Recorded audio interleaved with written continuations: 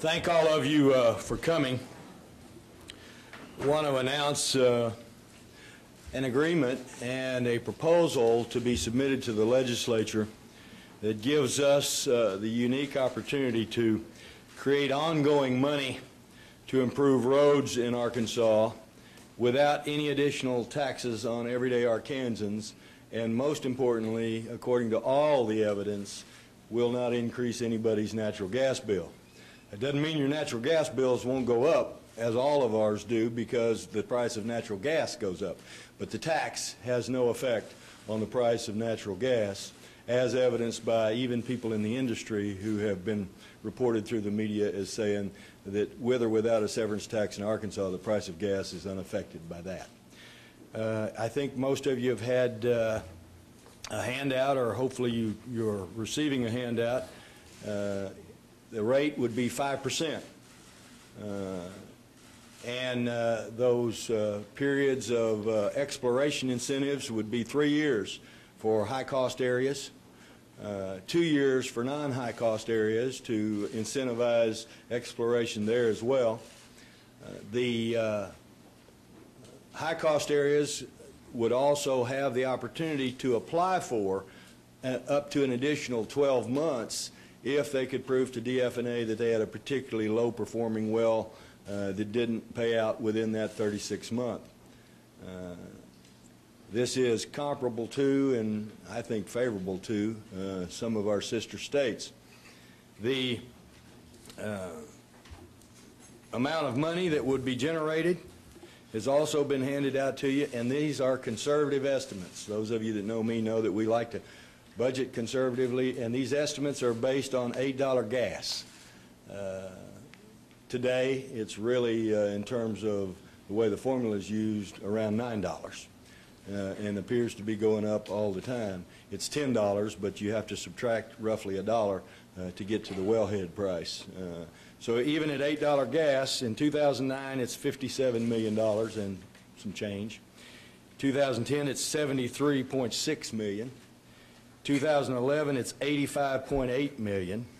2012, it's $93.7 million. 2013, it's $100 million, 100.3.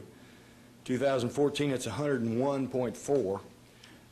15, it's 101.5. 16, it's 100.9. And 17, it's 96.9. That's based upon projections of both the industry as well as DF&A and our own people in state government. And as I indicated, they are conservative estimates. I propose that the money go 95% to the roads along the same formula that is currently utilized. That is, 70% of that 95% would go to the State Highway Department, 15% of that would go to the counties, and 15% would go to the cities for their road programs.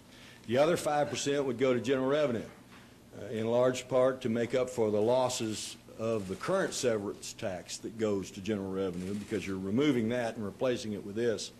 Even though that's only $600,000 a year, it's still some money. And you undoubtedly will have needs for environmental and conservation issues, and so 5% will go into general revenue. Make no mistake about this, this is not a completed issue. This is one step in the process.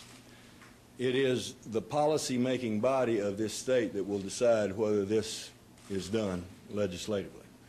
It's the members of the House and the Senate who will decide whether this passes or not.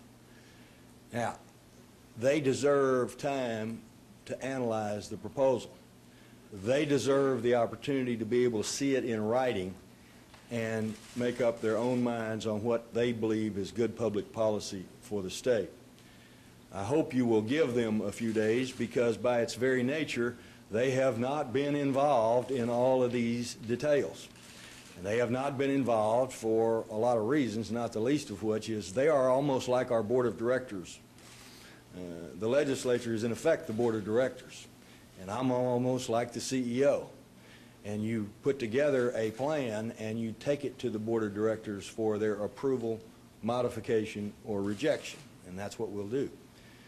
But under any circumstances, 3/4 vote is very difficult. I've been in this process for a long time and watched regular sessions and special sessions and votes that required extraordinary majorities.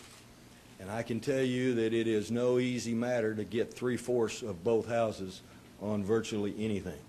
So we should be under no illusions about the difficulty of this task. It will take hard work by lots of people, and it will take persuasive and convincing arguments that this is in the best interest of the people of Arkansas to get 3/4 in the House and 3/4 in the Senate. I will not call a special session if we don't have sufficient commitments to ensure that success. I've been through sessions where governors called them without the votes. I've seen them languish, and I've seen sessions close down without success.